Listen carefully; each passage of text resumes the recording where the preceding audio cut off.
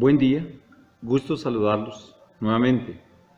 Bienvenidos a estas reflexiones que estamos haciendo con nuestro Señor Jesucristo y en sus evangelios.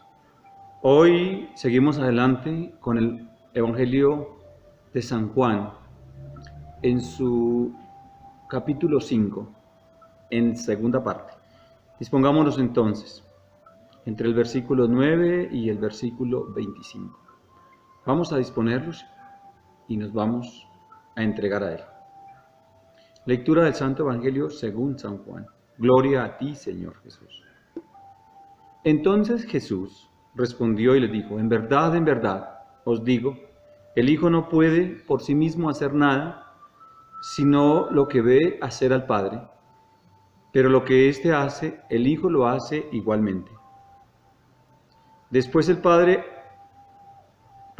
ama al Hijo y le muestra todo lo que Él hace, y le mostrará aún cosas más grandes que estas, para asombro vuestro.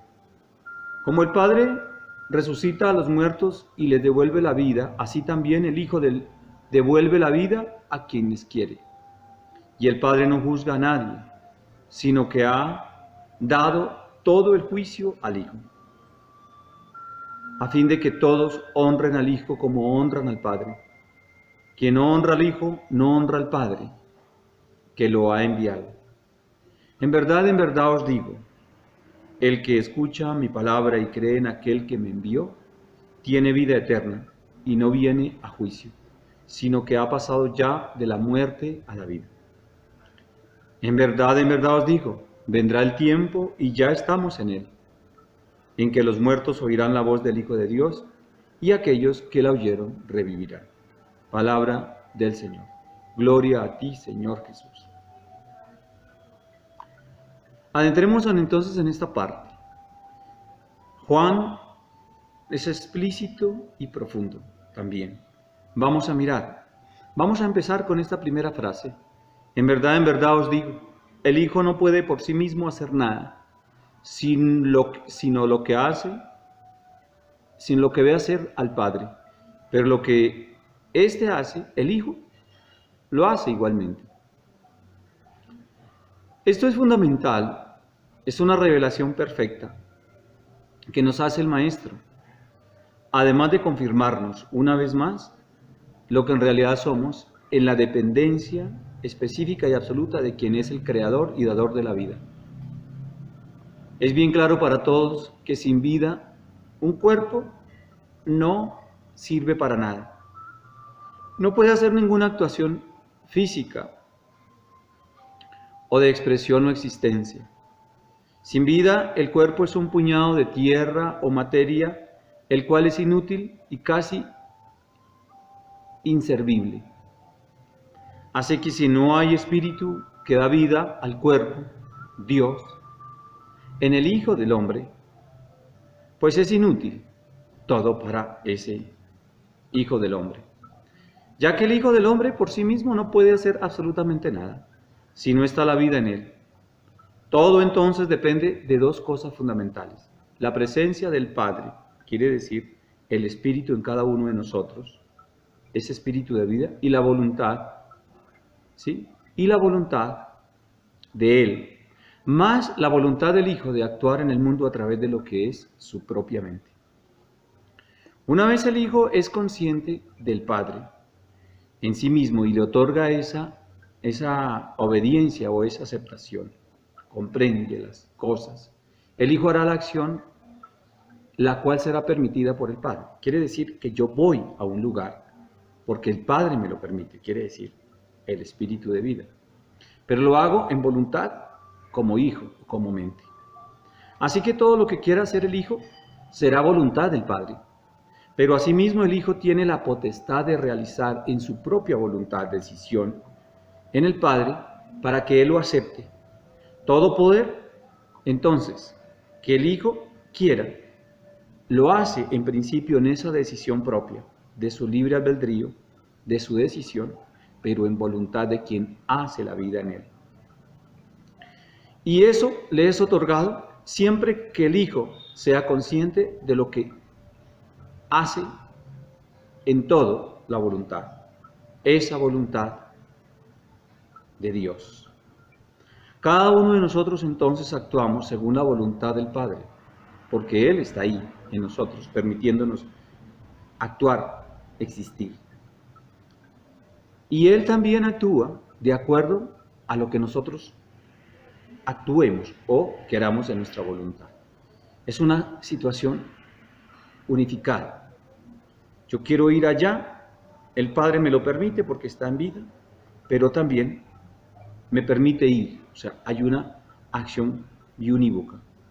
Actuar en el Padre, en voluntad perfecta del Padre y el Hijo, es estar en conciencia en el Espíritu, que asimismo es esa conciencia crística, la que queremos y debemos lograr, o la que quería Cristo Jesús en sus apóstoles, en sus discípulos, en nosotros. Y sigue diciendo el Evangelio, el Padre ama al Hijo y le muestra todo lo que Él hace, y le mostrará aún cosas más grandes que estas, para asombro vuestro. Cuando el Hijo, quiere decir nosotros, hemos reconocido al Padre en nosotros mismos y se hace consciente o nos hacemos consciente de este prodigio, de manera unívoca recibiremos entonces gracia en el Padre. Esa unión es conciencia, es un acto profundo de amor de quien es Dios, para quien lo quiere, en este caso, el Hijo. Nosotros los seres humanos estamos entonces en disposición de recibir la grandeza de las proezas que puede hacer Dios en nosotros. Cuando Jesús en su conciencia crística actuaba, no era Él, sino el Padre que actuaba a través de Él, ya que Él había dejado de ser independiente mentalmente de su espiritualidad, de su experiencia o esencia espiritual, y se había realizado en la materia y se había realizado en Dios, acallando su mente en el deseo exterior, y de ahí entonces se compenetra en una unidad con Dios, su propio espíritu de vida.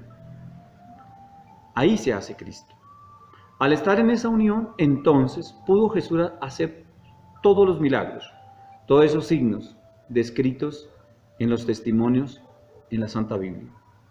Milagros como reproducir elementos como el pan, transmutar sustancias orgánicas como el agua en vino, corregir imperfecciones en la mente y físicas de los enfermos, expulsar demonios y demás. E incluso devolver un espíritu que había salido de un cuerpo, en el caso de Lázaro y otros. Cada caso es un acto sublime y misericordioso que hizo Jesús en su caminar por el mundo. Todas esas curaciones las hizo porque el Padre permitió a través de esa acción del Hijo mismo. También al estar en esa unidad, Jesús pudo realizar las más grandes proezas que puede hacer un Hijo de Dios desde la concepción material. Y al elevarse en su cuerpo, esa alma, unirse en la perfección en el momento de su partida. Quiere decir, llevarse su cuerpo. Ese es un acto sublime, perfecto y grande que el Hijo de Dios puede hacer. Y en este caso Jesús, con lo que hoy conocemos como la resurrección plena, cuerpo y espíritu. Entonces nuestra reflexión es ¿cuál? ¿Por qué nosotros no podemos o no hemos alcanzado esa plenitud? Esa es la gran pregunta. Diríamos que para prodigarnos en ese ser o no lograr esa plenitud es porque estamos distraídos en el mundo y que nos interesa el mundo y no el espíritu. También que nuestra conciencia estaba en responder al cuerpo y a la satisfacción de él y no en a obtener la gracia, en esa gracia en Dios que es el gozo pleno. Y además que no hemos entendido realmente nuestro verdadero objetivo de pasar por este mundo como cuerpos materiales y vivos en un espíritu. Todo eso, ¿sí?, nos ha hecho proclives a no entender y no obtener la gracia y no poder hacer lo que Jesús hizo. Sin embargo, los apóstoles lo hicieron y hay testimonio completo de esto. Conocer esta verdad nos hará libres de actuar en ese sentido, y quizá podamos entonces obtener nosotros, tú, yo y los que se aventuren o decidan seguir por este gran ser al obtener la realización en Dios.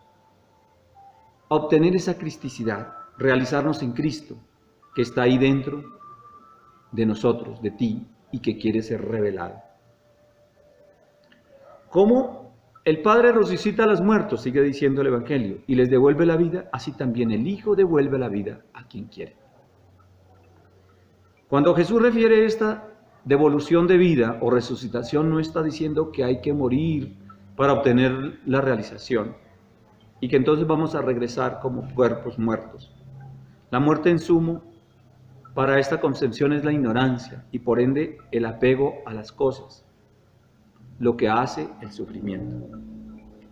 El sufrimiento que se establece en la existencia del ser humano, de cada uno de nosotros, depende de cuánto apego tengamos a las cosas, ya que cuando se nos arrebata esa cosa, eso que creemos que es nuestro, aquello de lo cual estábamos nosotros poseídos, pues viene el sufrimiento, la desesperanza, ese demonio mental que causa daño, la envidia, los celos, la avaricia y todo aquel sentimiento que daña la paz de nosotros en nuestro corazón. Esa situación de dolor, de sufrimiento, de lucha constante que hace el ser humano en su sobrevivencia, en resumen es la muerte, sufrir. Incluso lo que llamamos muerte viene también siendo una redención final que Dios tiene para con sus hijos, a liberarlos del sufrimiento. Entonces, mi querido hermano y hermana, la muerte es estar en el sufrimiento producido por la ignorancia, por el apego. Y resurrección, pues es entrar en la dimensión de la comprensión de lo que somos realmente. Cuando el Hijo de Dios, tú y cualquiera ser humano, tú o yo, entra en esa comprensión perfecta y en esa conciencia, recibe todo poder de hacer proezas que ya hemos manifestado, así como lo hizo Jesús y lo hicieron sus apóstoles. Y también quien entiende y practica puede entonces enseñar a quien necesita y otorgarle esa gracia a través de su propia gracia. Es un bautizo, una realización, un Pentecostés. Hoy, mis queridos hermanos, la invitación en esta reflexión es que nosotros podamos ser resucitados. Si estamos en la muerte del sufrimiento y ser recompensados por la verdad del Maestro. Quiere decir atraer hacia nosotros el poder del Espíritu de Jesucristo, para que con su intervención podamos alcanzar ese bautismo espiritual. Ser ayudados por eso. Eso es lo que tenemos y queremos pretender. No es nada más. Y sigue diciendo el Evangelio, el Padre no juzga a nadie, sino que ha dado todo al juicio al Hijo, a fin de que todos honren al Hijo como honran al Padre. Quien no honra al Hijo, no honra al Padre, que lo ha enviado. Aquí es importante entender que Dios es neutral, perfectamente neutral en sus decisiones. Él no toma partido, no entra a juzgar. Dios no es castigador. Dios está ahí, listo para actuar. Es para que el Hijo asuma y actúe, y por eso nos ha otorgado el poder de la mente, y en ella el discernimiento. Con nuestra razón nos ha otorgado una acción perfecta que se llama libre albedrío, que en últimas es la acción más justa de todas.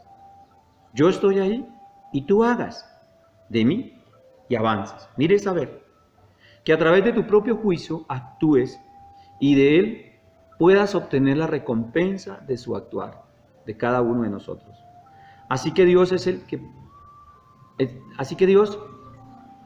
no prohíbe, no hace prohibiciones, no incita o no juzga.